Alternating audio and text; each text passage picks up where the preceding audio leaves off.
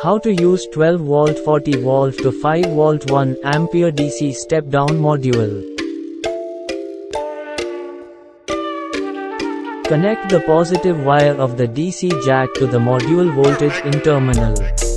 It's a LED negative and positive terminal. Connect LED positive terminal to module volt out terminal. Connect the negative terminal of the DC jack and LED terminal to the module GND terminal.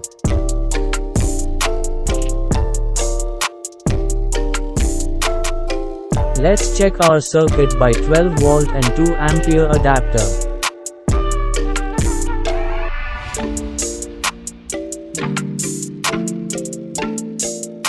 As you can see, the light will be glowing perfectly, but it appears to be flickering in this camera.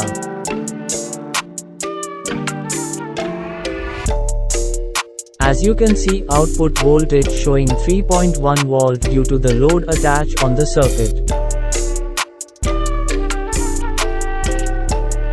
Like, subscribe and press the bell icon for new updates.